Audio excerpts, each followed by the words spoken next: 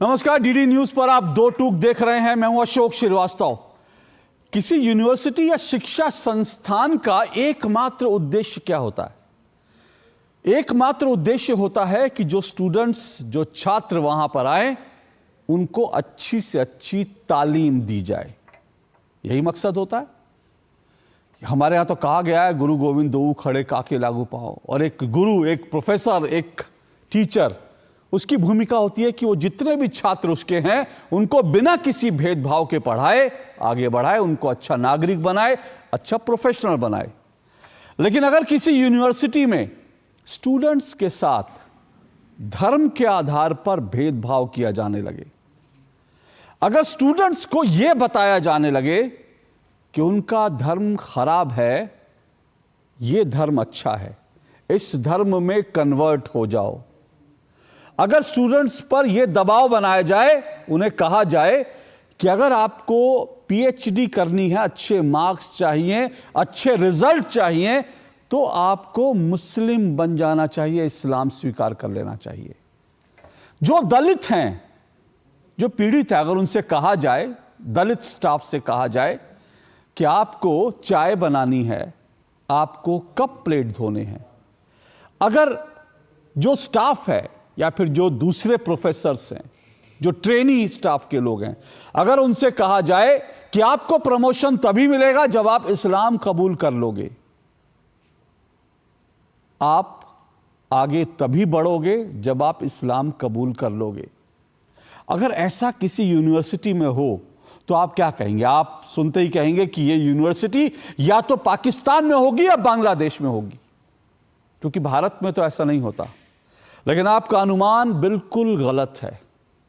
ऐसी यूनिवर्सिटी भारत में है और देश की राजधानी दिल्ली में है। जी हां, मैं बात कर रहा हूं दिल्ली की यूनिवर्सिटी जामिया मिलिया इस्लामिया की। यह यूनिवर्सिटी एक जमाने में दरअसल बहुत प्रतिष्ठित यूनिवर्सिटी थी, प्रतिष्ठित यूनिवर्सिटी अब भी है। एक जमाने में यह यूनिवर्सिटी जो है बिना किसी भेदभाव के, बिना किसी इस तरह के जिहाद के शिक्षा पर ध्यान देती थी। लेकिन उसके बाद यूपीए सरकार ने, कांग्रेस की सरकार ने मुस्लिम तुष्टीकरण के नाम पर इस सेंट्रल यूनिवर्सिटी को इस्लामी यूनिवर्सिटी बना दिया, मुस्लिम यूनिवर्सिटी बना दिया। और इस यूनिवर्सिटी के अंदर उसके बाद से लगातार गड़बड़ियां देखी जा रही हैं। गड़बड़ियां भी कैसी कैसी कि यहां पर एक महिला जो है, उसके पति की मृत्यु हो गई। उस महिला से कहा गया कि तुम दूसरी शादी कर लो और एक मुसलमान से कर लो, और अगर मुसलमान से शादी कर लोगी तो तुम्हारी तरक्की के रास्ते खुल जाएंगे। लड़कियों को कहा गया कि अगर पीएचडी करनी है ना तो फिर इस्लाम कबूल कर लो। लड़कियों से कहा गया कि अगर बुर्का नहीं पहनोगे तो फिर तुम्हारा रेप हो सकता है। यह सब कुछ देश की राजधानी दिल्ली में जामिया यूनिवर्सिटी में हो रहा था। ऐसे कई आरोप पिछले दिनों लगातार आए। जो वहां पर काम करने वाला स्टाफ था, जो वहां पे स्टूडेंट्स थे, उन्होंने ऑन कैमरा इस तरह की बातें बोली। और कई लड़कियों का आरोप है कि जब उन्होंने शिकायत की, क्योंकि कई मामले जो है पुलिस में एफआईआर भी दर्ज की गई, लेकिन कई लड़कियों का आरोप है कि जब उन्होंने आवाज उठाई तो उनको यूनिवर्सिटी से निकालने की धमकी दी गई और उनके साथ भेदभाव और ज्यादा बढ़ गया। यह आरोप कई लोग लगातार लगा रहे थे, और जब लगातार ये आरोप लगे तो उसके बाद एक कमेटी बनाई गई। एक एनजीओ, एक गैर सरकारी संस्था ने बाकायदा कॉल फॉर जस्टिस के नाम से एक कमेटी बनाई, 6 लोगों की कमेटी, जिसमें रिटायर्ड पुलिस अधिकारी, रिटायर्ड जज, और इन्होंने यूनिवर्सिटी के ढेर सारे जो स्टूडेंट्स थे, जो स्टाफ के में काम करने वाले थे, उनसे बातचीत करी। और ऐसे 27 से ज्यादा गवाहों के आधार पर एक फैक्ट फाइंडिंग रिपोर्ट तैयार की गई। और वो फैक्ट फाइंडिंग रिपोर्ट चौंकाने वाली है, डराने वाली है, क्योंकि वो फैक्ट फाइंडिंग रिपोर्ट कहती है कि दरअसल जामिया यूनिवर्सिटी जिहाद का, धर्मांतरण का अड्डा बन गया है।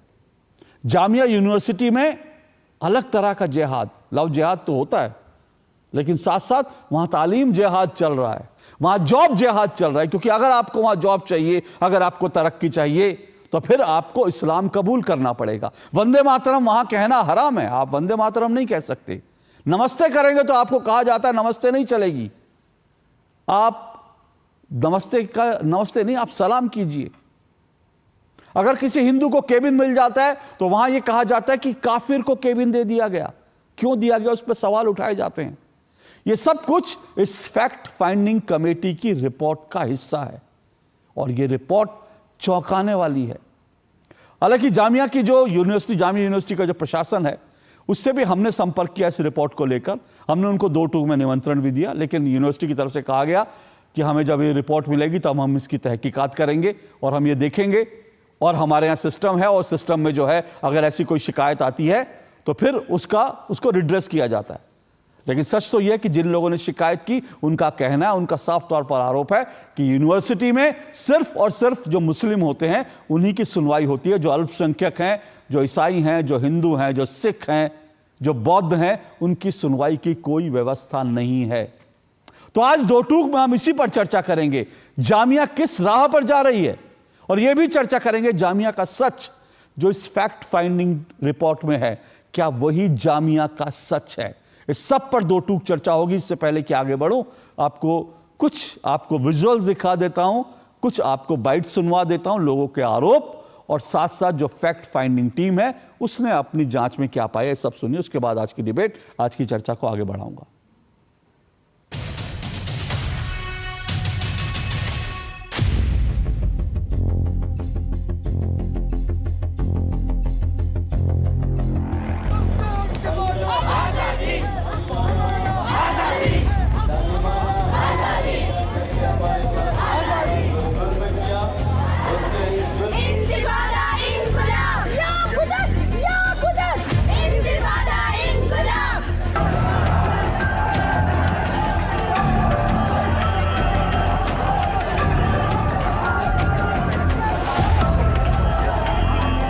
मेरे को धर्मांतरण के लिए पिछले 2 साल से प्रताड़ित किया जा रहा है। जब भी मैं अपनी समस्याओं के समाधान के लिए प्रोफेसर नाजिम हुसैन अल जाफरी जी के पास जाता था तो उन्होंने मेरे को कहा कि हिंदू पाखंडवाद में क्या रखा हुआ है, आप मुस्लिम धर्म में परिवर्तित हो जाइए, हम आपकी सारी समस्याओं का समाधान कर देंगे। जैसे हमने सचिन को मोहम्मद अली बनाकर उसकी लाइफ सेट कर दी है, इसी तरह से हम आपका और आपके पूरे परिवार को सेट कर देंगे और आपकी सारी समस्याओं का समाधान करेंगे। इंटरव्यू के दौरान मेरे एक प्रोफेसर ने मुझसे पूछा कि क्या हिंदू लड़कियां भी सुंदर होती हैं, आप हिजाब क्यों नहीं पहनती हैं, हिजाब पहनने के बेनिफिट्स आपको पता है कि नहीं पता है। उन्होंने मेरे को लेक्चर किया कि भाई आप हिजाब पहनेंगी तो चेहरे पे नूर आएगा और खूबसूरत लगेंगी। इस तरीके से बातें उन्होंने शुरू करी। आई डोंट वांट कि ये डिबेट रहे कि हिजाब पहनना सही है कि नहीं है, मगर ये हिंदू लड़कियों को फोर्स करना बहुत गलत है सर। मेरा नंबर सर्कुलेट किया गया कॉलेज में, कॉलेज के आसपास जामिया नगर में, और मुझे लगातार कॉल्स आती रहीं कुछ महीनों तक। मैं कहूँगी 2-2.5 महीनों तक मेरे पास इस तरीके से कॉल्स आने लगी और थ्रेट्स आने लगे कि तुम मिलो, बाहर मिलो, तुम नहीं कन्वर्ट होगी तो तेजाब फेंक देंगे तुम पर। इस तरीके से बातें करने लगे। जिस तरीके से मेरा क्लासरूम में मजाक उड़ाया जाता था देवी देवताओं पे, आई थिंक वो बहुत ऑब्जेक्शनेबल है। जितने भी हमारे फेस्टिवल्स हैं, जितने भी हमारे कस्टम्स हैं, उन सभी के ऊपर मजाक किसी ना किसी वे में उड़ाया ही जा रहा है। रिसेंट एग्जांपल मैं आपको राम मंदिर का अगर दूं तो मैं कहूँगी कि राम मंदिर पे केवल एक स्टोरी डाल देने से कि today feels like Diwali, Dussehra and Ramnavami together, बस इस बात पर सारे मुस्लिम स्टूडेंट्स ने और बाकी पूरे कम्युनिटीज़ ने हम लोगों को ब्लॉक कर दिया। मैंने हर एक लेवल पर कंप्लेंट्स की हैं और मेरी कोई बात नहीं सुनी गई है। ना डायरेक्टर ने सुनी है, ना प्रोफेसर्स ने सुनी है, और ना ही मेरे कॉलेज के एडमिनिस्ट्रेशन ने सुनी है। सर, कुछ लड़कियां हैं जो हिजाब पहन के घूम रही हैं, बुर्का हिंदू लड़कियां घूम रही हैं। जी बिल्कुल, कुछ हिंदू लड़कियां हैं जो ये सब कर रही हैं, और इन चीज़ों को करने के बाद मैं देख रही हूँ उनको बहुत बेनिफिट मिल रहा है। कौन करवा रहा है ये सब? सर, ये तो मैं कहूँगी कि ये शायद सॉफ्ट पावर ही है।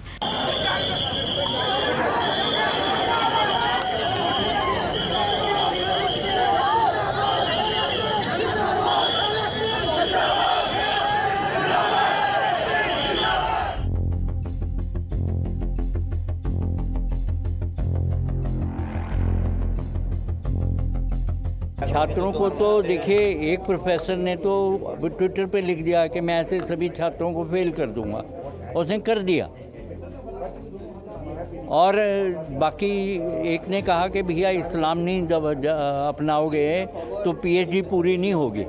गैर मुस्लिम छात्रों की संख्या इसलिए कम हो रही है कि वहाँ का एटमॉस्फेयर हॉस्टाइल होता जा रहा है गैर मुस्लिम के प्रति। जो रिपोर्ट बताई गई है किस प्रकार से डिस्क्रिमिनेशन, हैरेसमेंट और कन्वर्जन के प्रयास किए जा रहे थे, इसमें ये भी बताया गया है कि किस प्रकार से जो नॉन मुस्लिम स्टूडेंट्स की संख्या बराबर घटती जा रही है, जो कि आप अनुमान लगा सकते हैं कि कितना होना चाहिए नॉर्मल केस में, वो घट के अब 10% करीब हो गया है।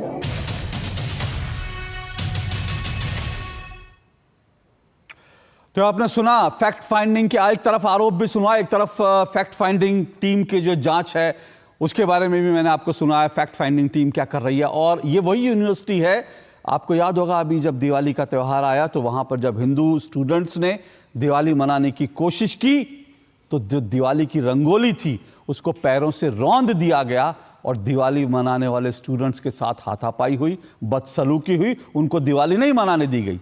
सोचिए, एक सेंट्रल यूनिवर्सिटी में हिंदू दिवाली नहीं मना सकता, बाकी सब त्यौहार मनाए जाते हैं लेकिन दिवाली नहीं मनाने दी गई। उससे पहले यह भी बात आई थी सामने कि इसी यूनिवर्सिटी के अंदर होली भी नहीं मनाने दी गई थी हिंदू छात्रों को, और बाकायदा एक पोस्टर लगाया गया था यूनिवर्सिटी में जिसमें कहा गया था कि काफिरों का, जिसमें बाकी स्टूडेंट जो मुस्लिम स्टूडेंट्स वहां होली मनाना चाहते थे उनके लिए पैगाम लिखा था कि काफिरों के साथ होली नहीं खेलनी है।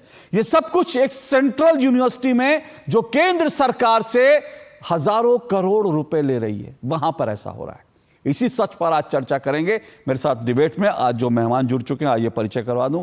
मेरे साथ सिद्धार्थ यादव जुड़ चुके हैं, बीजेपी के राष्ट्रीय प्रवक्ता हैं सिद्धार्थ यादव। मेरे साथ डॉक्टर रगीब अंजुम जुड़ चुके हैं, कांग्रेस के नेता हैं डॉक्टर रगीब अंजुम। मेरे साथ जो है बिलाल खान जुड़े हुए हैं, बिलाल खान वकील हैं, एक्टिविस्ट हैं। मेरे साथ डॉक्टर फयाज़ अहमद फैज़ी जुड़े हैं, लेखक हैं, स्तंभकार हैं। आप चारों मेहमानों का बहुत बहुत शुक्रिया और स्वागत। शुरुआत में सिद्धार्थ जी आपसे कर रहा हूँ। सिद्धार्थ जी, दिल्ली, देश की राजधानी दिल्ली में एक सेंट्रल यूनिवर्सिटी जिसको पिछले कई सालों में केंद्र की सरकार की तरफ से, मेरे पास एक आरटीआई भी है जो आरटीआई बताती है कि 2014 से लेकर के 2022-23 तक 3,380 करोड़ रुपए, ये आरटीआई 3,380 करोड़ रुपए केंद्र सरकार ने, देश के टैक्स पेयर का पैसा इस यूनिवर्सिटी में मिलता है लोगों को। लेकिन इस यूनिवर्सिटी में अगर जॉब जिहाद चल रहा है, तालीम जिहाद चल रहा है, जो फैक्ट फाइंडिंग की रिपोर्ट कहती है, तो ये वास्तव में बहुत खतरनाक है, बहुत दर्दनाक है। क्या कहेंगे आप? देखिए अशोक जी, निश्चित रूप से जिस प्रकार से फैक्ट फाइंडिंग कमेटी की जो रिपोर्ट सामने आई है, जो इंस्टेंसेस हमारे सामने हैं, जिस प्रकार से वहाँ के टीचर्स और स्टूडेंट्स का वक्तव्य है, मैं मानता हूँ कि ये चौंकाने वाला ही नहीं, ये लोगों को जगाने वाला भी है और देश और समाज को इस पे एक व्यापक चर्चा करने की आवश्यकता है। और ये हम इस स्थिति में 2024 में क्यों आकर के खड़े हुए हैं, थोड़ा सा उस पर भी ध्यान देने की आवश्यकता है। देखिए, जामिया मिल्लिया इस्लामिया एक सेंट्रल यूनिवर्सिटी है। ये सेंट्रल यूनिवर्सिटी जो कि टैक्स पेयर्स के पैसे से हमेशा से चलती आई थी, जिस सेंट्रल यूनिवर्सिटी में SC, ST, OBC का आरक्षण हमेशा से था, संविधान के अनुरूप जिस प्रकार से वंचित वर्ग को वहां पे अवसर मिलता था, सभी धर्मों के लोगों को समान अवसर मिलता था और वहां पर जाकर के वो पढ़ाई कर सकते थे और सभी प्रकार की मॉडर्न एजुकेशन को लिया जा सकता था। पर 2011 के अंदर किस प्रकार से कांग्रेस पार्टी ने, जो कि तुष्टीकरण की आदी हो चुकी है और वो एक सीरियल अपीजर है, उसने सोचा कि वोट बैंक के लिए हम और क्या करें, देश के संसाधनों को बांट देना है, देश की इंटेग्रिटी के साथ खिलवाड़ कर देना है, देश के बड़े मुद्दों पर हमें बात नहीं करनी है, उनको अनदेखा कर देना है, साथ साथ और क्या दें, क्योंकि कुछ तो देना पड़ेगा, वोट लेना है तो हमें कुछ दिखाना पड़ेगा। उन्होंने जामिया मिल्लिया इस्लामिया को एक माइनॉरिटी स्टेटस देते हुए वहां से संवैधानिक SC, ST, OBC के आरक्षण को छीन लिया, वहां से जो वंचित वर्ग के छात्रों को पढ़ने का अवसर मिलता था उनको उनसे वंचित रख दिया और फिर कहा कि अब 50% का आरक्षण हम यहाँ पे मुस्लिम वर्ग के छात्रों को देते हैं। साल दर साल जिस प्रकार की स्थिति वहां पर बनी है, आज वो आरक्षण जो दिया गया था तो स्वाभाविक है 50% का आरक्षण कांग्रेस पार्टी ने दिया था, पर उनको पता था कि आने वाले समय में हम स्थिति ऐसी बना देंगे कि 10% भी दूसरे किसी धर्म का, जैन, बौद्ध, सिख, हिंदू धर्म का कोई बच्चा, कोई छात्र वहां पे ना पढ़ पाए, और मात्र हम एक इसको संस्थान ऐसा बना दें, इकोसिस्टम का ऐसा एक संस्थान बना दें जो समय समय पर हमारी लड़ाई में भी हमारा साथ दे। अब हमने बार बार देखा है, जब भी भारत विरोधी कुछ बात होती है या कुछ ऐसी बात होती है, तो जामिया मिलिया इस्लामिया जैसी यूनिवर्सिटी की आड़ में आसपास भी जितने लोग रहते हैं, जामिया नगर और आसपास दिल्ली में, वो लोग कैसे जामिया मिलिया इस्लामिया को अपना शेल्टर बनाते हैं, चाहे फिर वो सीए के आंदोलन के समय पे हो, चाहे फिर वो अन्य अन्य समय पे दिल्ली दंगों के समय हो, ऐसा एक माहौल बना करके जामिया मिलिया इस्लामिया को एक टूलकिट का पार्ट बनाते हुए, लॉन्चिंग पैड बनाते हुए कांग्रेस पार्टी और उनके इकोसिस्टम ने इसको इस्तेमाल किया है। जिस प्रकार की फैक्ट फाइंडिंग कमेटी की रिपोर्ट आई है, मैं मानता हूं कि इसके मूल तक जाते हुए, देश और समाज को इस पर व्यापक चर्चा करते हुए और सरकार भी इसका संज्ञान लेकर इसमें जो उचित कार्रवाई होनी चाहिए, जो कि गैर संवैधानिक, देश के कानून के विपरीत वहां पर जिस प्रकार से चल रहा है उस पर तो की ही जाएगी, पर जो इसका मूल भी है उस पर भी ध्यान देते हुए कैसे कांग्रेस पार्टी ने इसको अपना एक लॉन्चिंग पैड और टूल किट का हिस्सा बनाया है और देश के टैक्स पेयर्स के पैसे का एक ऐसा सिस्टम बना दिया, चैनल बना दिया कि वहां पर वो पैसा जाए और यहां पर उसका दुरुपयोग हो सके, मैं मानता हूं ये अत्यंत दुर्भाग्यपूर्ण है। सिद्धार्थ जी ने एक बात कही, सिद्धार्थ जी ने कहा 50%, ये बात ठीक है। फैक्चुअली जैसा मैंने शुरू में भी बताया, 1988 में सेंट्रल यूनिवर्सिटी बनी, 2011 तक यहाँ पर कोई SC ST को आरक्षण था, बाकी लोगों को आरक्षण था, जो संवैधानिक व्यवस्था है। लेकिन 2011 में कांग्रेस की यूपीए सरकार ने अचानक जो है मुस्लिम अपीजमेंट के तहत इसका ये तमाम जो SC ST को आरक्षण मिलता था, OBC को आरक्षण मिलता था, उस सब को ख़त्म कर दिया और ख़त्म करके इसको पूरी तरह से एक मुस्लिम यूनिवर्सिटी बना दिया। लेकिन जैसा सिद्धार्थ जी कह रहे हैं कि 50% आरक्षण मुसलमानों को दिया जाता है, ये बात ठीक है, क्योंकि अब मुस्लिम यूनिवर्सिटी है इसलिए 50% जो सीटें हैं वो मुसलमानों को दी जाती है। लेकिन इसके आगे की भी एक कहानी है, वो भी मैं बता देता हूं, उसके बाद आगे बढ़ूंगा। 50% आरक्षण मुसलमानों को दिया जाता है, 5% आरक्षण उन लोगों को दिया जाता है जो 10वीं और 12वीं जामिया स्कूल से करते हैं। आप जामिया स्कूल में कौन पढ़ते हैं ये भी आपको पता है, यानी वो भी मुस्लिम बच्चे होते हैं। तो 5% आरक्षण 50% के बाद मैं बताऊं, गिनते जाइएगा। 5% आरक्षण जामिया स्कूल में पढ़ने वाले स्टूडेंट्स को दिया जाता है, 5% कश्मीरी स्टूडेंट्स को दिया जाता है। आपको मालूम है कश्मीर से कौन लोग पढ़ने आते हैं, ये छुपा नहीं है। उसके अलावा 10% विदेशी स्टूडेंट्स को आरक्षण दिया जाता है। अब ये 10% विदेशी जो है, जाहिर सी बात है ये यूके से, अमेरिका से, इटली से, फ्रांस से नहीं आते, ये अफ्रीकी देशों से आते हैं, ये अरब कंट्रियों से आते हैं और इस तरह के देशों से आते हैं। तो ये भी मैक्सिमम जो है, मैक्सिमम बल्कि कहना चाहिए, अगर आप गिनती करेंगे तो ये सब भी मुस्लिम होते हैं। और 5% डिसेबल जो स्टूडेंट्स को दिया जाता है, उसमें भी तरजीह जो है वो मुसलमानों को दी जाती है। तो कुल मिलाकर ये जो आरक्षण है 50, 60, 70, 75% आरक्षण होता है मुस्लिम्स के लिए एक तरह का जो है, और उसके बाद बची 25% सीटें।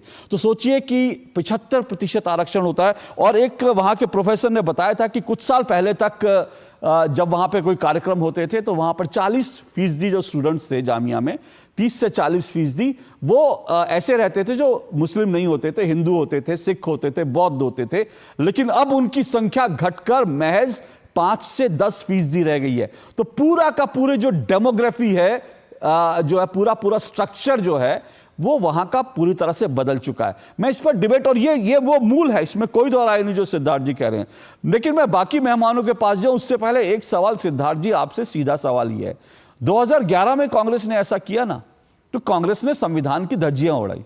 लेकिन 2014 से लेकर 2024 में हमें आपकी सरकार है, आपने क्यों नहीं किया? सेंट्रल यूनिवर्सिटी है तो आपने इसमें यह व्यवस्था वापस क्यों नहीं की? जो काम कांग्रेस संविधान के विरुद्ध जाकर कर सकती है, आप वो लोग संविधान के साथ जाके क्यों नहीं कर पाए 10 सालों में? देखिए अशोक जी, हम सब जानते हैं कि हमारे देश के अंदर माइनॉरिटी स्टेटस अगर किसी इंस्टीट्यूशन को दिया जाता है तो हमारे संविधान के आर्टिकल 28, 29 उनको प्रोटेक्शन उस लिहाज से देते हैं। अब कांग्रेस पार्टी ने अपने तुष्टीकरण की नीति के लिए जामिया को भी माइनॉरिटी स्टेटस दे करके उनको आर्टिकल 28-29 के प्रोटेक्शन में डाल दिया। बहुत सी यूनिवर्सिटीज के, बहुत से कॉलेजेस के केसेस आज तक सुप्रीम कोर्ट में लंबित हैं जो इस चीज को ले रहे हैं। सेंट स्टीफेंस कॉलेज है दिल्ली विश्वविद्यालय का, उसका 1995 की जजमेंट है। जामिया का केस है, अभी अलीगढ़ म्युनिसिपल यूनिवर्सिटी पे भी सुप्रीम कोर्ट ने अपनी कुछ टिप्पणी दी है। कांग्रेस पार्टी चूंकि ये बात जानती थी कि अगर उनको अपने तुष्टीकरण के इस राग को मजबूती देनी है तो संविधान के प्रोटेक्शन में ला करके कानून को तोड़ मरोड़ के अगर वो देंगे तो एक लंबा समय लग जाएगा उसको रिवर्स करने के लिए, वही उन्होंने अपनाया है। पर फिर भी आज जिस प्रकार की व्यापक बहस उस पर हो रही है, मैं मानता हूं अशोक जी रास्ता निकाल करके और संवैधानिक लीगल रिकोर्स इसमें लेकर के जरूर इस पर चर्चा करते हुए जो समाधान है वो निकलना चाहिए, क्योंकि देश के टैक्स पेयर्स का पैसा वो इस प्रकार से बर्बादी के उसमें ना जाते हुए कोई भी यूनिवर्सिटी ऐसा ना बने और ऐसा मैकेनिज्म इकोसिस्टम वहां ना बने। हमारी सरकार की इसको लेकर के प्रतिज्ञा है। ओके, डॉक्टर रगीब अंजुम, सवाल यह है कि कांग्रेस ने जो किया वो संविधान के मतलब वास्तव में SC ST का आरक्षण छीनने का हमने देखा चुनावों में, इन चुनावों में और बार बार चुनाव में जो है कांग्रेस एक जो है एजेंडा बनाती है, एक नैरेटिव बनाती है कि आरक्षण खत्म हो जाएगा, आरक्षण खत्म हो जाएगा। आरक्षण तो सर यहाँ खत्म हुआ और आरक्षण खत्म होने का दुष्परिणाम आज हम देख रहे हैं कि वो एक तरह की, जिस तरह का कह सकते हैं कि वहाँ पर एक मिनी जो है, मैं शब्द क्या लूँ मुझे बड़ा ख़राब लग रहा है, लेकिन एक यूनिवर्सिटी के लिए इस तरह के शब्द का इस्तेमाल कर रहा है, लेकिन जैसे जो पाकिस्तान में हो रहा है, जो बांग्लादेश में हो रहा है, वो जामिया के अंदर हो रहा है।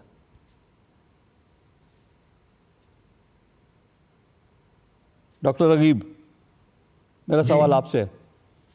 जी, अब आई आवाज मेरे पास? जी जी, देखिए, मैं जब से सुन रहा हूं, आपको भी मैंने सुना, सिद्धार्थ जी को भी सुना, एक पूरी पटकथा लिख करके जिस तरीके से एक इंस्टीट्यूशन को बदनाम करने की कोशिश की जा रही, ये इंस्टीट्यूशन ख्वाब है महात्मा गांधी का, ये इंस्टीट्यूशन ख्वाब है प्रेमचंद जी का, ये उनके ख्वाबों की ताबीर है जो आज यहाँ दिखाई दे रही है। और रही बात यह कि वहां पर पक्षपात किया जाता है, मैं अक्सर सिविल परीक्षा के परिणाम अक्सर देखता हूं हर साल, अगर सबसे ऊपर जामिया की वो कोचिंग सेंटर का नाम आता है और उसमें जब देखता हूं कि अगर 15 लोग सिलेक्ट हुए हैं तो 10 या 12 हमारे हिंदू भाई सिलेक्ट हुए हैं। अभी गत वर्ष श्रुति शर्मा जी ने पूरे हिंदुस्तान को टॉप किया, नंबर 1 की रैंक लाई, वो कोई और से नहीं बल्कि जामिया की कोचिंग सेंटर से पढ़ करके उनकी रैंक आई। ये इल्जाम लगा देना, ये वो कर देना, ये तो एक आम बात हो गई है। और हमारे पास एक तालीम का जरिया बचा था, अगर एक साजिश के तहत इसको भी छीनने की कोशिश की जा रही है। हमारे मदारिस, दीनी मदारिस हैं, उनको बंद किया जा रहा है, वक्फ की का मामला अभी चल रहा है।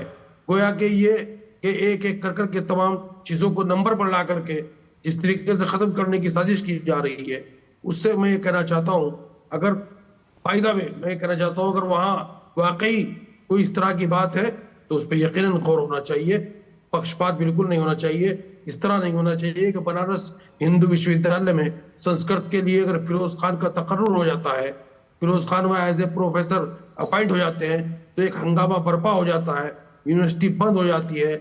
और जिस तरीके का वहां हालात पैदा हुए कि उनको अपनी फैकल्टी चेंज करनी पड़ गई वहां पर, और उन्हें कहना पड़ा कि मैं नहीं पढ़ाऊंगा संस्कृत। तो ये चीजें, चाहे वो जामिया हो चाहे बनारस हिंदू विश्वविद्यालय हो, उन दोनों जगह गलत है। बात जो सही है वही होनी चाहिए। डॉक्टर रगीब, आपने अभी जो उदाहरण दिया, मैं नहीं जानता, मैं अभी देख रहा था, जब मैंने देखा जो IAS अधिकारी वहाँ से पिछले कुछ समय में जो निकले हैं ना, वो सारे के सारे मुस्लिम, वो लिस्ट पूरी सोशल मीडिया पर है। आपने जो लिस्ट देखी उसमें हो सकता है एक आध जो है वो इस तरह का व्यक्ति हो, एक आध कोई महिला हो, एक आध कोई पुरुष हो, लेकिन फिर कह रहा हूँ कि ये जो आपने शुरुआत ही कहा कि पटकथा लिखी जा रही है।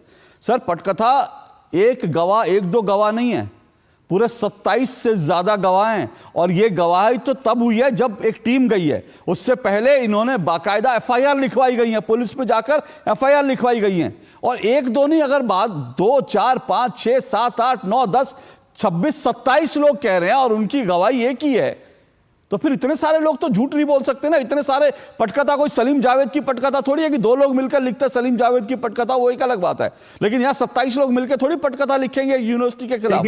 देखिए, चर्चा इस पर होती है, लेकिन चर्चा इस पे नहीं होती कि कल ही हिंदुस्तान के लोकसभा के स्पीकर की बेटी की शादी एक मुसलमान से हुई। सर एक मिनट डॉक्टर रगीब, ये फेक न्यूज है, आप शायद अपडेट नहीं है। सुनिए, ये पूरी तरह से फेक न्यूज है, इसको लेकर फैक्ट चेकिंग हो चुकी है। जिनसे शादी हुई है वो एक हिंदू हैं, वो कोटा के रहने वाले एक सिंधी हिंदू हैं। ये बात अनीश जो है वो सिंधी हिंदू हैं। ये पूरी तरह से तो ये फेक न्यूज है, इसको मत आइए, ठीक है ना? नहीं सुनिए तो सही, ये फेक न्यूज कुछ लोगों ने सोशल मीडिया पे चलाई थी। मैंने उनका नाम नहीं लेना चाहता, उनका नाम लूंगा तो वो वही लोग हैं जो जामिया की कोटरी से निकले लोग हैं। उन्होंने ये फेक न्यूज फैलाई थी, लेकिन ये पूरी तरह से फेक साबित हो चुकी है, गलत बात है। अब आप मुझे फैक्ट्स बताइए, 27 लोग मिलकर पटकथा नहीं लिखते। देखिए, साजिशों का जाल बुनने में जो माहिर थे, बहुत इम्तिहान जिस्त में मकड़ी का जाना हो गए। अगर यकीनी तौर पर मैंने पहले कहा, अब भी कहता हूं कि वो बनारस हिंदू विश्वविद्यालय हो, जामिया हो, अलीगढ़ हो या कोई भी यूनिवर्सिटी हो, जिस तरीके से आपने लिखा कि टैक्स का पैसा ये तो तमाम यूनिवर्सिटीज को पैसा दिया जाता है। लेकिन अगर कभी गलत हो रहा है कोई काम तो उस पर यकीनन एक्शन होना चाहिए। उसमें ये नहीं कि जामियाई को टारगेट किया जाए। मैंने आपको फिरोज का एग्जाम्पल दिया कि फिरोज के साथ क्या सलूक हुआ बनारस हिंदू विश्वविद्यालय में, ये आपके और हमारे तमाम तरह लोगों के सामने है। लेकिन मैं फिर भी ये कहना चाहता हूं कि दूसरा कितना भी गलत सलूक करे, हमें अपनी तरफ से अच्छा सलूक करना चाहिए। बनारस हिंदू यूनिवर्सिटी में त्योहार मनाने की बात, वहां तो आज तक हमेशा कोई रुकावट त्योहार पर नहीं आई। अब की बार जो वहां पर हुआ, बाहर के लड़के ला करके वहां दिवाली मनाई जा रही थी। कैंपस में अलाउ नहीं है कि बाहर के अगर बाहर के लड़के लाकर दिवाली मनाई जा रही थी, उसमें किसी को एतराज क्यों? दिवाली मना रहे थे, बाहर के लड़के लाके बम थोड़ी फोड़ रहे थे। वो सीए का आंदोलन थोड़ी था कि जिसमें शाहीन बाग बना दिया गया। बाहर के लड़के अगर आ रहे थे वो बम थोड़ी फोड़ रहे थे, नहीं वो बम थोड़ी फोड़ने आए थे, दिवाली मनाने आए थे। अगर बाहर के, मैं कहता हूं अगर किसी यूनिवर्सिटी में, आप बार बार बीएचयू की बात कर रहे हैं, क्या बीएचयू में आज तक कभी ऐसा हुआ कि वहां किसी को ईद मनाने से रोका गया? क्या बीएचयू में कभी ऐसा हुआ कि वहां पे ईद पर पोस्टर लग गए कि ये काफिर हैं, ये मुसलमान हैं, इनके साथ ईद मत मनाओ? लेकिन जामिया में ये हुआ, वहां पे बाकायदा पोस्टर लगा के कहा गया कि काफिरों के साथ होली मत खेलो। वहां पे जो लोग दिवाली मनाने आए थे उन्होंने रंगोली बनाई थी, उन्होंने वहां बारूद नहीं बिछा दी थी कि आप उसको पैरों से उड़ा देंगे। अगर किसी के, मैं कह रहा हूं आप मेरे घर में आके रंगोली बना देंगे तो मैं आपके हाथ जोड़ूंगा कि आपने बड़ा अच्छा काम किया। उन्होंने अगर जामिया के अंदर जाके रंगोली बना दी तो उन्होंने कौन सा गैर इस्लामिक काम किया था कि उनको मार पीट के वहां से भगाया जाएगा और रंगोली को पैरों तले कुचल दिया जाएगा? ये कहां की बात हुई कि बाहर के लड़के थे? नहीं, एक बात सुनिए मेरी, क्या आप ये साबित कर सकते हैं कि वो जामिया के लड़कों ने पोस्टर लगाए? सरफिरे लोग हैं इस मुल्क में, ऐसे भी हैं। अच्छा, तो आपस में मतलब दिवाली मनाने बाहर से आएंगे, पोस्टर लगाने बाहर से आएंगे, सीए के आंदोलन में बाहर से आएंगे, जो सीए का जो दिल्ली में दंगे हुए उसमें जो एफआईआर है उसमें बाहर से आएंगे। सीए के दंगों में मैं आपको जानकारी के लिए बता दूं, जो सीए के बाद देश की राजधानी दिल्ली में दंगे हुए थे उसमें जो है बाकायदा जामिया के जो एसोसिएशन थी, जामिया का जो एक एलुमनी एसोसिएशन थी, उसका नाम आया उसके पास, ये पुलिस के रिकॉर्ड में है, उसके पास लाखों रुपया विदेशों से आया है सीए का आंदोलन भड़काने के लिए, शाहीन बाग बनाने के लिए। ये सब चीजें फैक्चुअल हैं। कितनी चीजों को झुटलाएंगे? एक मिनट रुकिए, कितने लोग छूट रहे हैं? किनको सजा हो रही है? कितने लोग छूट रहे हैं बात वो नहीं है। कितने लोग छूट रहे? अभी सारे छूटे नहीं, अभी सारे छूटे नहीं है। जो निर्दोष होगा छूट जाएगा। अभी डॉक्टर रगीब सारे लोग छूटे नहीं है अभी तो। डॉक्टर रगीब सुनिए, एक मिनट डॉक्टर रगीब सुनिए, अभी सारे लोग एक मिनट सुनिए, मुझे और पैनलिस्ट के पास जाना, मैं फिर आऊंगा आपके पास। सारे लोग छूटे नहीं है। अगर सारे लोग छूट जाते तो फिर आप लोग ये एजेंडा नहीं बना रहे होते कि देखिए जुडिशरी कैसी है, मुसलमानों को नहीं छोड़ा जाता। अभी तो शर्जील इमाम और पता नहीं कितने लोग गिरफ्तार हैं, उनके बारे में कहा जाता है कि देखो जुडिशरी है, मुस्लिम को नहीं छोड़ा जा रहा। तो अभी बहुत सारे सफूरा जरगर को लेकर यही आपने बनाया था। ये सब मत बोलिए कि छूट गए, अभी नहीं छूटे हैं। और कोई अगर बेल पे छूटा है तो वो बरी नहीं हुआ। डॉक्टर फैयाज के पास आ रहा हूं। डॉक्टर फैयाज, शादी प्रज्ञा क्या हुआ? शादी प्रज्ञा क्या? अब सर इधर उधर मत जाइए, फैक्ट रहिए, इस जामिया पे रहिए। जामिया की बात कर रहा हूं मैं। आप साध्वी प्रज्ञा पे जाएंगे, अफजल गुरु पे जाएंगे, फिर इधर जाएंगे उधर जाएंगे, वहां मत जाइए, जामिया पे बात कीजिए। डॉक्टर फैयाज डॉक्टर फयाज, ये जो कुछ खबरें हैं, अब रगीब जी कह रहे हैं पटकथा लिखी जा रही है, तो क्या आपको भी लगता है कि कोई पटकथा लिखी जा रही है, कोई साजिश है, कोई षड्यंत्र है? जी, मैं इस पूरे मुद्दे पे अपनी बात रखने से पहले, मैं अभी जो कोचिंग की बात हो रही थी कि वहाँ से हिंदू निकल रहे हैं, अच्छी बात है, लेकिन मैं डॉक्टर रगीब से जानना चाहूँगा कि जो जामिया ने जो आईएएस की कोचिंग के लिए जो सेटअप किया है वो किसके लिए किया, उसके मकसद क्या है? जाहिर सी बात है वो मुसलमान बच्चों के लिए किया गया, खुलेआम है उसमें, मतलब कोई कहने की बात नहीं कि मुसलमान बच्चे आईएएस बने इसलिए हमने कोचिंग, जामिया ने कोचिंग सेंटर भी शुरू किया। अब बाय डिफॉल्ट उसमें हिंदू भी एडमिशन लेके अगर वो ले रहा है तो एक अच्छी बात है, लेकिन आपने खोला तो मुसलमान के लिए है।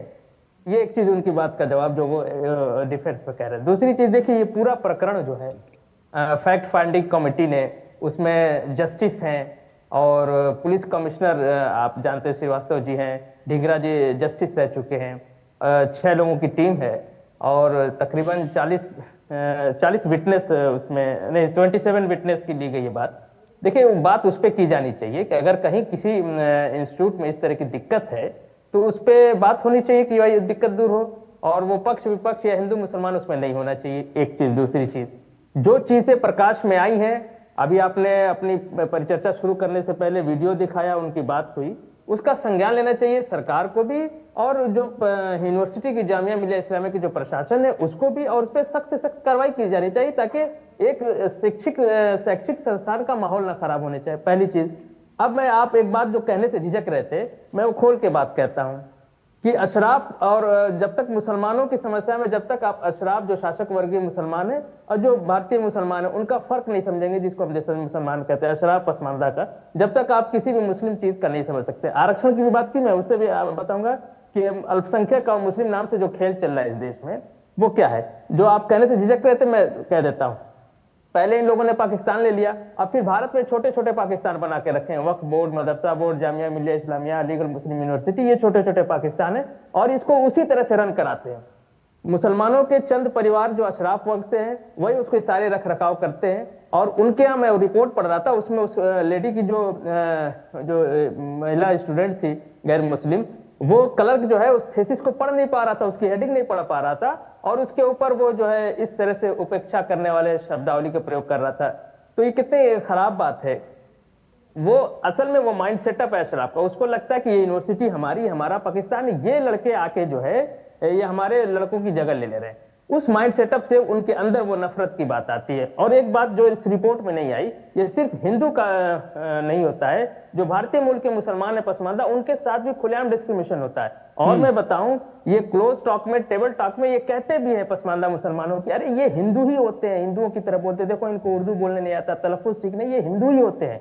तो वो हमारा डिस्क्रिमिनेशन हिंदू समाज का भी, पसमानदा समाज का खुलेआम सिर्फ जामिया मिलिया इस्लामिया में नहीं। आज जामिया मिलिया इस्लामिया के ऊपर ये रिपोर्ट आ गई है तो हम बात कर रहे हैं, हम देख रहे हैं, लेकिन आप बहुत से जहां की रिपोर्टें नहीं है, मैं मुस्लिम समाज में पैदा हुआ, मैं मुस्लिम संस्थाओं को देख रहा हूं जो अल्पसंख्यक और मुस्लिम नाम से संस्थाएं, हर जगह तकरीबन यही बात है, खुलेआम डिस्क्रिमिनेशन होता है। एक बात मैं और आखिरी बात कह दूं कि ये डिस्क्रिमिनेशन ज्यादातर आप देंगे हिंदू समाज के जो ओबीसी एसटी हैं उनके साथ ये ज्यादातर होता है, क्योंकि सवर्ण हिंदुओं के साथ तो ये अशराफ लोग अपना शासक वर्गीय बैलेंस बना ले जाते हैं और वो ताकतवर भी है, उसका डिस्क्रिमिनेट करना मुश्किल होगा, इसलिए ओबीसी एससी एसटी के साथ ज्यादा घटनाएं होती है हिंदू समाज के। और दूसरी तरफ मुस्लिम समाज का जो ओबीसी एसटी है उसका नुकसान होता है। एक आखिरी बात आरक्षण पर कह दूं, फिर आप चर्चा को आगे बढ़ाइएगा।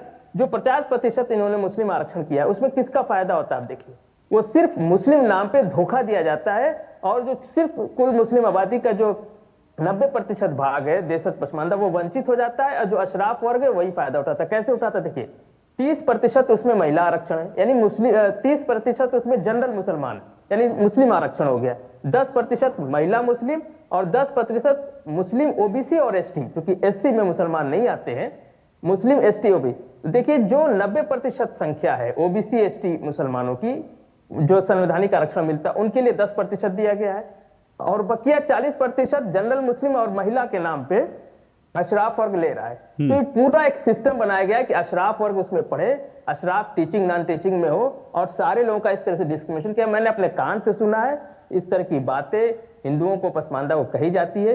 ये एक बहुत ही गंभीर विषय है और मैं आपका आभार व्यक्त करूंगा कि आप इतने गंभीर विषय पर चर्चा करा रहे हैं। निश्चय ये चर्चा दूर तक जाएगी, सरकार और मीडिया और बुद्धिजीवी इस पर चर्चा करेंगे। अब कहीं एक शिक्षण संस्थान का माहौल दूषित नहीं करना चाहिए, वहां हिंदू मुसलमान नहीं करना चाहिए। बिल्कुल हिंदू मुसलमान नहीं होना चाहिए। आपने कई महत्वपूर्ण बातें कही और आपने कहा कि भाई धीरे धीरे जो है कई जो एक पाकिस्तान बना, उसके बाद वक्फ के नाम पर ऐसे मुस्लिम यूनिवर्सिटी के नाम पे छोटे छोटे पाकिस्तान भारत में बना दिए गए। बहुत बड़ी बात आपने कही, मैं इस बात को नहीं कहना चाह रहा था, जाहिर सी बात है मैं झिझक रहा था क्योंकि इसको लोग कैसे लेंगे, लेकिन आपने खुलकर कहा। दूसरी बात आप जो कह रहे हैं वो ये कह रहे हैं कि इसमें भी जो आरक्षण है इसमें भी पसमानदा जो मुस्लिम है उनके साथ भी वही भेदभाव होता है जो हिंदुओं के साथ होता है, खुलेआम पसमानदा के साथ भेदभाव होता है। तो इसका मतलब यह है कि कुल मिलाकर ये जो एक रूलर जिसको हम कह दें या फिर अशराफ मुस्लिम हैं, ये सीधा सीधा उनका एक पूरी कोटरी है और वो उस कोटरी को चला रहे हैं और वो नीचे किसी को बर्दाश्त नहीं करते।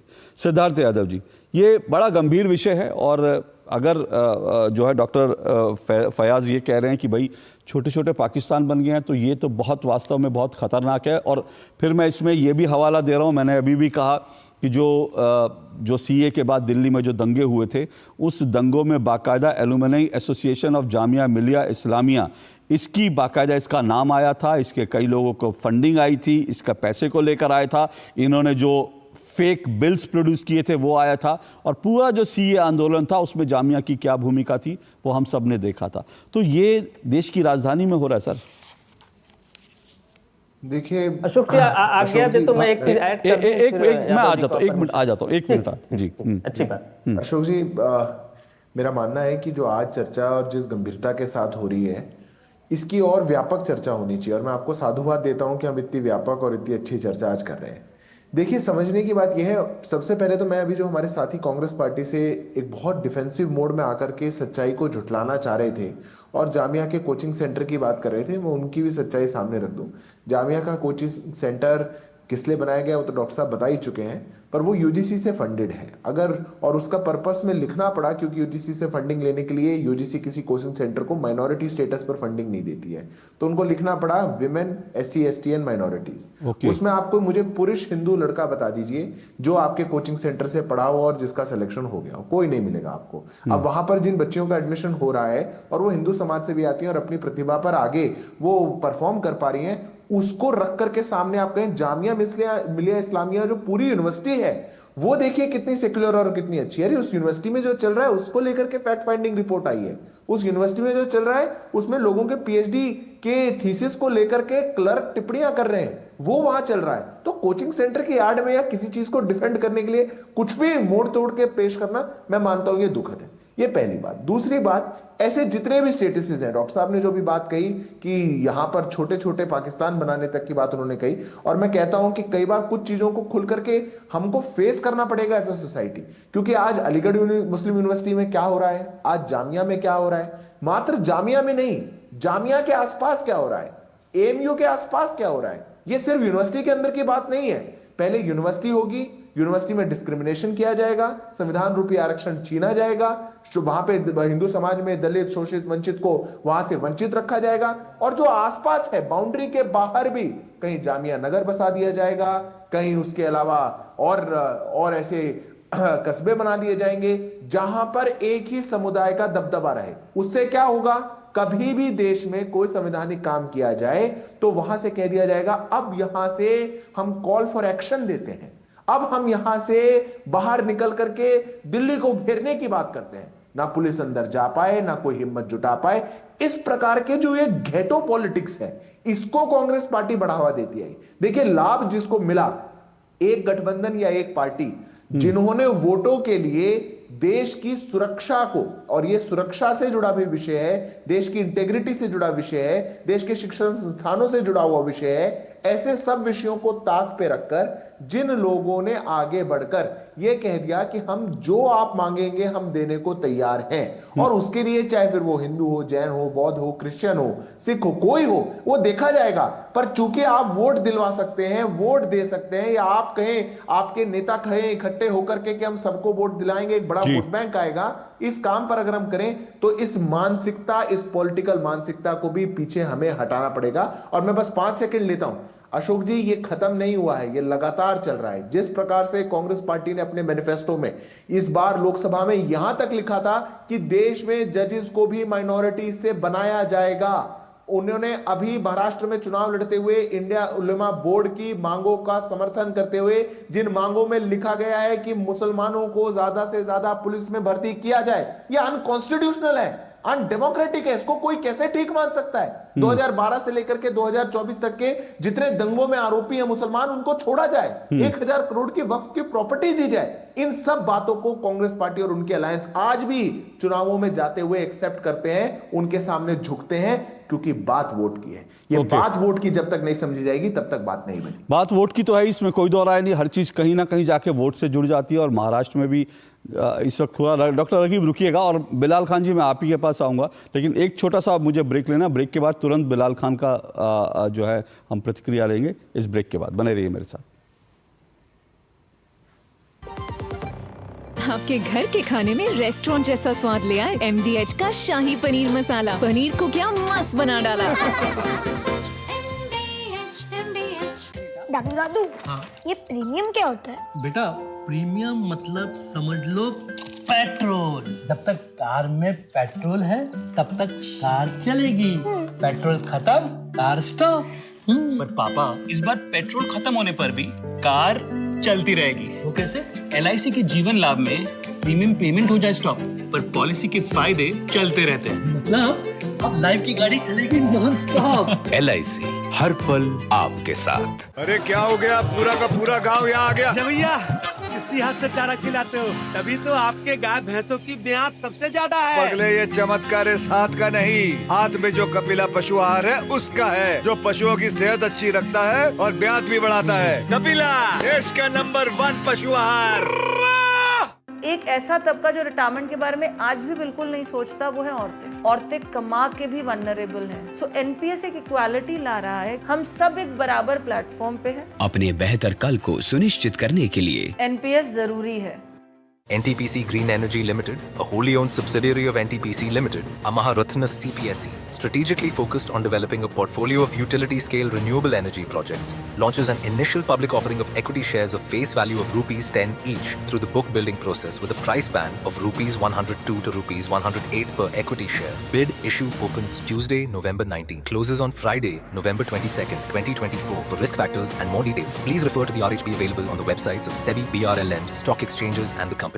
जब धरती चीर कर निकलता है लोहे का पत्थर और मिलता है मोंगिया के जोश से, फिर तपता है, पिघलता है और बनता है फौलाद। अब होता है सरिया सारी खूबियों के साथ। मोंगिया स्टील, मजबूत देश का मजबूत सरिया। गोल्डी मसाले के 100 ग्राम के स्पेशल पैक्स में फ्रेशनेस लॉक है। ऐसे गोल्डी मसाले जहां जाएं रिश्ते बनाए। दो टुक आप देख रहे हैं। दो टुक में हम जामिया के सच की बात कर रहे हैं। जामिया को लेकर, जामिया यूनिवर्सिटी को लेकर बहुत सारे आरोप लग रहे थे। कई जो वहाँ पर गैर मुस्लिम जो स्टूडेंट्स हैं, जो स्टाफ के लोग हैं, जो वहाँ पर प्रोफेसर्स हैं, उनका आरोप था कि उनको जो है इस बात का दबाव उन पर डाले जा रहा है कि वो जो है अपना धर्म बदलें, धर्मांतरण करें। ये भी आरोप लगाया गया कि वहाँ पर लड़कियों को, हिंदू लड़कियों को कहा जा रहा है कि वो बुर्का पहने, जो बुर्का नहीं पहन रहे उनको कहा जा रहा है मुँह पे तेजाब फेंक दिया जाएगा। और प्रमोशन में, बाकी सब चीज़ों में जो है एक तरह का भेदभाव हो रहा है। जो दलित और पिछड़े हैं उनके साथ उनको कहा जा रहा है कि आप कप धोइए, चाय बनाइए। इस तरह की चीज़ें वहाँ पर हो रही हैं। 2011 तक ये इस यूनिवर्सिटी में SC, ST, OBC का आरक्षण था, लेकिन कांग्रेस ने 2011 में यूनिवर्सिटी से आरक्षण को ख़त्म कर दिया। और उसके बाद ये कहा जा रहा है यूनिवर्सिटी का पूरा कैरेक्टर जो है बदल गया है और अब वहाँ पर जो है अल्पसंख्यक, नाम के अल्पसंख्यक रह गए हैं। जो रह गए हैं उन पर भी तमाम तरह के दबाव बन रहे हैं। इसी पर हम चर्चा कर रहे हैं। 4 मेहमान मेरे साथ जुड़े हैं। सिद्धार्थ यादव, बीजेपी के राष्ट्रीय प्रवक्ता, डॉक्टर रगीब अंजुम हैं, कांग्रेस के नेता हैं, बिलाल खान मेरे साथ हैं, एडवोकेट हैं और एक्टिविस्ट हैं, डॉक्टर फयाज अहमद फैजी लेखक है, स्तंभकार हैं। बिलाल खान जी, क्या इस पूरी चर्चा को लेकर जिस तरह के आरोप सामने आ रहे हैं, आपका क्या वर्जन है, क्या आप कहेंगे इसको लेकर के? देखिए, जिस तरीके से जामिया को बदनाम करने की साजिश सरकार की आज से नहीं है। जब CA का प्रोटेस्ट हुआ था, जामिया पे पीसफुल प्रोटेस्ट हुआ था, जिस तरीके से स्टूडेंट पे लाठी चलाने का काम किया, और वहां दौड़ा दौड़ा के मारा अमित शाह की पुलिस ने, पूरे देश ने देखा था। और मैं खुद जामिया से पढ़ा हुआ हूँ, जामिया से कोई आतंकवादी नहीं पढ़ता सर, आतंकवादी नहीं पलते। जिस तरीके से एक नैरेटिव आप चला रहे हैं, आप यहाँ पर बैठ के बताए जा रहे हैं कि वहाँ इस तरीके से होता है, बच्चों के साथ ये तेजाब फेंकने की बात हो रही है, फलाना हो रही है। हमारे साथ भी हिंदू स्टूडेंट्स पढ़े हैं, उन्होंने भी हमारे साथ एजुकेशन लिए आज से पहले आज तक। और मैं आपको चैलेंज कर रहा हूँ लाइव आज सर कि आप मेरे साथ आप चलिए खुद, मैं जामिया से ही, रिहाइश भी मेरी जामिया में ही है। आप एक स्टूडेंट को आप दिखा दीजिए जो प्रेजेंस स्टूडेंट वहां पढ़ाई कर रहे हैं, कोई स्टूडेंट इस तरीके की बात जो आप सब अल्फाजों का यूज कर रहे हैं, कोई कह दे कि हमारे साथ भेदभाव हो रहा है या हमारे साथ धमकियां मिल रही हैं, धर्म परिवर्तन की बात हुई जा रही है, तो मैं आपकी बात को बिल्कुल सल्यूट करूंगा और कहूंगा कि हाँ आप सही कर रहे हैं। क्योंकि जो आप बताए हैं और जो वहां पर हकीकत है उसमें जमीन आसमान का फर्क है। क्योंकि सरकार की जो नीति और नीयत है वो पूरे देश को पता है। एएमयू और जामिया की माइनॉरिटी स्टेटस छीनने का जो तमाचा सुप्रीम कोर्ट ने एएमयू में दिया है इनको, वो इनको खल नहीं रहा है। अब जामिया पर आ गए, लगातार इनका यही रहता है, चाहे वो कभी भी कटेंगे बटेंगे को लेकर आ गए, शमशान कब्रिस्तान को लेकर आ गए, 80-20 को लेकर आ गए, नमाज को लेकर आ गए। और वक्फ बोर्ड पर अब चर्चा चल रही है लगातार। आसाम के चीफ मिनिस्टर हुए, उत्तर प्रदेश के चीफ मिनिस्टर जो नेम प्लेट की बात करते हैं, जो मदरसों की से कहते हैं आतंकवादी पलते हैं, तो उनकी हमें सच और नजरिया जो आज देश के अंदर आग लगाने की हिंदू मुसलमान की राजनीति, मंदिर मस्जिद से राजनीति उठ नहीं सकते, उन लोगों का जो सच है पूरे भारत को आज पता चल चुका है। उनको मालूम है कि किस तरीके से जामिया के नाम पर राजनीति करने का काम आज भाजपा और भाजपा बिलाल जी आपने कौन से साल में वहां पर पढ़ाई की थी? सर मैंने 2013 से 2018 तक पढ़ाई की है। 2013 से 2018, ठीक है। 2011 में यूनिवर्सिटी का जो है कैरेक्टर बदला गया, ठीक है। और जाहिर सी बात है, इस बात को, पहली बात तो इस बात को एक्सेप्ट कीजिए ना, इस बात को मैं दर्शकों के लिए बता रहा हूँ। 2011 में अगर यूनिवर्सिटी का कैरेक्टर बदला गया तो उसके बाद उसका इम्पैक्ट आते आते कुछ समय लगता है, एक बात। दूसरी बात, आप कह रहे हैं कि मेरे साथ चलिए, तो सवाल आपके साथ या मेरे जाने का वो नहीं है। सवाल है कि जो मैंने बाइट सुनाई, अगर आपने शुरू में भी देखा होगा, और ये जो पूरी फैक्ट फाइंडिंग टीम गई, ये तब गई जब ओपनली आकर के लोग ये बता रहे थे कि उनके साथ डिस्क्रिमिनेशन हो रहा है। एक महिला ने बताया, उस लड़की ने बताया कि मुझे कहा गया कि हिजाब पहनो। ये मैं नहीं कह रहा हूं, ये जो है सिद्धार्थ जी नहीं कह रहे, सरकार नहीं कह रहे, एक महिला इंसाफ के लिए आवाज उठा रही है। उसके बाद गई, और फिर मैं याद दिला रहा हूं कि 1 2 3 4 5 6 7 8 9 10 नहीं, 27 से ज्यादा गवाह हैं। और ये भी आपकी जानकारी के लिए बता दूं, मैं नहीं कह रहा हूं कि वहां पर जो है आतंकवादी तैयार होता है, मैं बिल्कुल नहीं कह रहा हूं। मेरी पूरी बात हो जाए, मैं नहीं कह रहा हूं, मैंने ऐसा नहीं कहा। लेकिन ये एक तरफ अगर ये मैंने नहीं कहा, ये सच है कि वहां आतंकवादी नहीं पढ़ते, भाई वहां पे स्टूडेंट तैयार होते हैं। लेकिन दूसरी तरफ एक सच ये भी है कि वहां से अभी पिछले दिनों एनआईए ने गिरफ्तार किया है एक जामिया का लड़का जिसका आईसिस से लिंक था। और दूसरी तरफ सीए के समय में जो पैसा आया, विदेशों से फंडिंग आई, उसका भी पूरा बैंक अकाउंट डिटेल्स है। तो ये सब चीजें भी हैं। लेकिन इस बात को तो एक्सेप्ट करना पड़ेगा ना, जो 27 लोग कह रहे हैं वो बिना किसी आधार के 27 लोग सरकार थोड़ी प्लांट कर देगी वहां पर। बोलिए। देखिए मैं इस चीज का जवाब दूंगा। आपने बहुत सारी बातें बताई कि 27 लोग कह रहे हैं वहां पर ऐसा हुआ। ये जो 27 लोग हैं इनकी आइडेंटिफाई जो किया जा रहा है कहां से, मतलब ये जो लोग हैं ये पास आउट हो चुके हैं, कोई प्रोफेसर रिटायर हो चुके हैं। नहीं पास आउट नहीं बिलाल जी करेक्ट कर दूं, नहीं बिलाल जी करेक्ट कर दूं। वो जो लड़की है वो वहां पढ़ती है और उसने कहा मैंने रिटर्न कंप्लेंट दी थी, और रिटर्न कंप्लेंट देने के बाद मेरे ऊपर और तरह के दबाव बनाएगी। वो पढ़ रही है सर। मैं सुनिए, उस लड़की ने जो चीजें की हैं उसके जांच का विषय है। अगर कोई ऐसी टिप्पणी कर रहा है, मैंने कहा ऐसे अगर टिप्पणी कर रहा है वो बिल्कुल गलत है, उसका कोई जस्टिफिकेशन नहीं बन सकता, ना कोई उसका बचाव कर सकता। लेकिन तो मैं कह रहा हूं, एक बच्ची के साथ कोई अगर उठाए गिरा आदमी, कोई भी बाहर का आदमी कह देता है तो उसको जामिया से नहीं जोड़ा जाएगा। एक आदमी अगर जिस तरीके से आप मुसलमानों को बदनाम करने की साजिश, जो एक बंदा कोई गलत काम करा पूरी कम्युनिटी को बोल दिया जाता है। जैसे हिंदुओं में कोई आपने देखा होगा बड़ी बड़ी बातें की जा रही थी, तो देश क्या नहीं था कि जो भारत आजाद भारत देश का सबसे पहले जो आतंकवादी था वो कौन था? ओके बिलाल जी रुकिए, बिलाल जी वोट पे था रुकिए, सबसे बड़ा बिलाल जी आतंकवादी रुकिए, जिसने बिलाल जी गांधी की हत्या रुकिए, करी, बिलाल जी उस पे तो रुकिए, जुबान नहीं खुलती। बिलाल जी लेकिन रुकिए, लगातार बिलाल जी रुकिए। अब आप मुसलमानों के आतंकवाद नाम पे पे एक मिनट बिलाल जी रुकिए। अब आप आतंक एक मिनट बिलाल जी अब रुकिए। आप ऑफ द ट्रैक जा रहे हैं। मेरा आतंक ट्रैक नहीं जा रहा मैं, आप नहीं आप नहीं एक मिनट रुकिए, एक मिनट रुकिए। आप ऑफ द ट्रैक जा रहे हैं। अगर मैं कहूं आजाद भारत का पहला आतंक आजाद भारत का क्या, मैं कहता हूं भारत का पहला आतंकवादी औरंगजेब था। मैं कह रहा हूं भारत में। अब रुकिए, आवाज बंद कीजिए, मैं चिल्ला चिल्ली नहीं करना चाहता इनके साथ।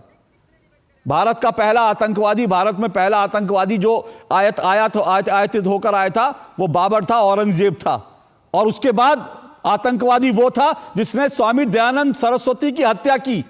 तो ऐसे आतंकवादी बहुत सारे हो सकते हैं, लेकिन यह भी सोचिए कि आप जो कह रहे हैं मुसलमानों को, डॉक्टर फैयाज भी मुसलमान है मेरे साथ जो बैठे हुए हैं, और उन्होंने ये बात कही है। डॉक्टर फैयाज भी मुसलमान है। सारे मुसलमानों को एक साथ नहीं तोल रहे हम। एक ब्रेक ले रहा हूं, ब्रेक के बाद आता हूं मैं।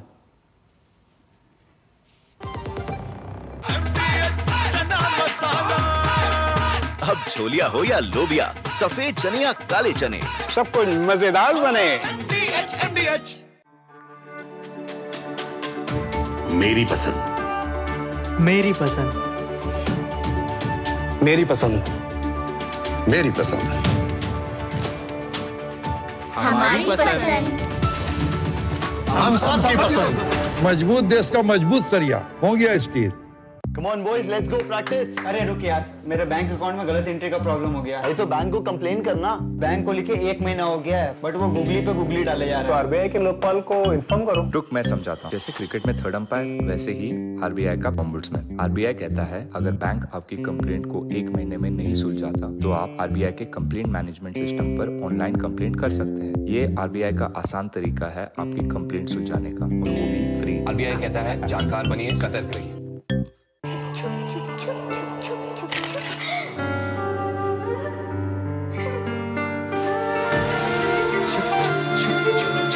आ जाओ। Yes papa. जिंदगी किसी के लिए नहीं रुकती, हम भी आपको कहां रुकने देंगे। जिंदगी के हर मोड़ पर LIC है तो इंश्योर्ड है। LIC हर पल आपके साथ। ये सोलर पावर बन गया। फ्यूचर बन गया। क्या चल रहा है बेबी? पापा और मैं फ्यूचर बना रहे हैं। फ्यूचर ही तो बना रहे हैं, हर ओर डिकार्बोनाइजेशन बढ़ा के और सालों से प्रोड्यूस होते वॉट्स में ग्रीन मिला के। NTPC Green, a wholly owned subsidiary of NTPC Limited, brightening India's tomorrow with green watts. अब आया असली स्वाद। अब आया स्वाद। जब स्वाद के पड़े हो लाले तो MDH का चंकी चाट मसाला डालें। MDH का चंकी चाट मसाला। MDH। चलिए, दो टूक आप देख रहे हैं। जल्दी से, मेरे पास समय बहुत कम है, 30 सेकंड। डॉक्टर फैयाज, जब कभी भी, अभी आपने खुद वक्फ की बात करी और हम जामिया पर चर्चा कर रहे हैं, जब कभी भी ऐसे विषय उठते हैं तो एक वर्ग सीधा सीधा कह देता है मुसलमानों को टारगेट किया जा रहा है, जैसा बिलाल जी ने कहा। क्या कहेंगे आप? जी नहीं, देखिए इस तरह की बात नहीं है। अभी देखिए उस रिपोर्ट में, देखिए उस रिपोर्ट में ये भी है कि वहाँ मुस्लिम छात्रों को भी डराया धमकाया जाता है कि हिंदुओं के साथ उनके त्यौहार न मनाओ। ये फैक्ट फाइंडिंग कमेटी ने निकाल के देखा है। और देखिए ये पूरा कैंपस में तबलीगी जमात के लोग जाते हैं, कैंपस में जमात इस्लामी के लोग जाते हैं। मैं ये हल्के तौर पे बताना भी चाह रहा था कि जी हाँ, मैं आ रहा हूँ, रुकिए, एक एक करके मैं 30 सेकंड दूंगा सबको, रुकिए। ABVP जो है छात्र संगठन है, और जमात इस्लामी, जमातुल उलमा, ये जो है तबलीगी जमात जो है, ये जो है ये कट्टरपंथी धार्मिक संस्थाएं हैं जिनका काम मुसलमानों को रेडिकलाइज करना, मुसलमान पढ़ने लिखने वाले बच्चों को जो है। रुकिए, एक एक करके बोलिए, मैं फिर कह रहा हूँ मेरे पास समय कम है। श्रीवास्तव जी, मैं अपनी बात कह लूं तो ऐसा नहीं कि वो ये पूरा इस तरह का एक कट्टरपंथी माहौल बनाने का प्रयास किया जाता है, इसीलिए मुसलमानों बच्चों को रिस्ट्रिक्ट किया जाता है। ये अलगाववाद की भावना है कि आप उनके साथ हिंदू त्योहारों में न शामिल कीजिए। कैंपस में इस तरह की बातें नहीं होनी चाहिए। दूसरी चीज, वहाँ कन्वर्जन की बात की गई थी रिपोर्ट में, और कन्वर्जन ज्यादातर वो लोग हैं जो नए मुसलमान हैं, जो नया कन्वर्ट हुए, वो कहते हैं कि नया मुल्ला ज्यादा प्याज खाता है, तो वो कन्वर्जन के लिए ज्यादा वो प्रयास कर रहा है। ये भी एक बहुत सोचने की बात है। मैं 30 सेकंड आपने कहा, 20 सेकंड मैं और लूंगा जल्दी से समाधान। देखिए मैं समाधान बताता हूँ। कैंपस को किस तरह से पाक साफ किया जाए, वहां सबसे पहले तो माइनॉरिटी स्टेटस खत्म किया जाए। माइनॉरिटी स्टेटस खत्म होने से सबसे ज्यादा जो फायदा होगा माइनॉरिटी कम्युनिटी को होगा, सिख का, जैन का, और मुस्लिम में भी जो पसमानदा उनका होगा। दूसरा, वहाँ तबलीगी जमात, जमाते इस्लामी, ऐसी चीजों का आना जाना वहाँ बंद होना चाहिए। तीसरा जो वहाँ के स्टूडेंट और teaching staff, non teaching staff, तबलीगी doctor Raqib 30 second. Okay doctor Raqib 30 second. मैं सिर्फ इतना कहना चाहता हूँ, ये जो फैयाज साहब है सरकारी मुसलमान है, इनकी बात अच्छा, को बहुत मुसलमान में भी सरकारी मुसलमान भी होते हैं। अब तक हमने पसमानदा और अशराफ मुसलमान सुने थे, अब सरकारी मुसलमान भी होते हैं। बहुत बढ़िया। ये आरएसएस के प्रवक्ता है। तो सुनिए, इनकी बात आपको इसलिए अच्छी लग रही है। सर मुझे तो आपकी बात, मुझे तो सवाल है कि आपकी बात भी अच्छी लग रही है। अब आप आरएसएस के प्रवक्ता हो जाएंगे क्या? मतलब मुसलमानों को कितना आप जो आपके खिलाफ बोले, जो कट्टरपंथियों के खिलाफ बोले, वो या तो मतलब उसको या तो संघ का है या वो जो है सरकारी मुसलमान हो गया। अब ये भी नई चीज आ गई। सिद्धार्थ जी जल्दी से चलिए, 30 सेकंड। ओके चलिए, मान गया भाई, सरकारी मुसलमान है, आप गैर सरकारी मुसलमान है, आप कांग्रेस के मुसलमान है, बिलाल जी जो है वो जामिया के मुसलमान है, वो सरकारी मुसलमान है, आप मुसलमान भी ऐसे हो गए। सिद्धार्थ जी 30 सेकंड आखिरी। देखिए अशोक जी, ये तो सच्चाई है ही। जो इनके खिलाफ बोलेगा उसको कैसे कैसे करेंगे, क्या पसमंदाओं के साथ क्या किया।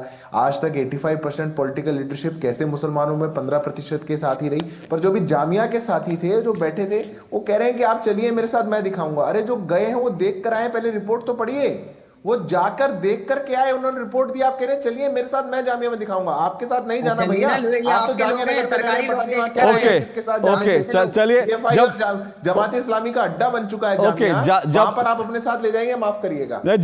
जाने की जो बात आपने कही बिल्कुल सही बात है। जब सीए का आंदोलन चल रहा था तो कई ऐसे लोग जो सीए को लेकर कह रहे थे कि आंदोलन जो है वो गैर संवैधानिक है, उनकी पिटाई हुई पत्रकारों की, उनको वहां से मार के भगा दिया गया, उनको घुसने नहीं दिया गया। ये बात भी सच है। तो पता नहीं मैं जाऊंगा तो मेरे साथ क्या करेंगे। लेकिन बहरहाल आज के लिए इतना ही। आपसे फिर मुलाकात होगी, फिलहाल इजाजत दीजिए। नमस्कार।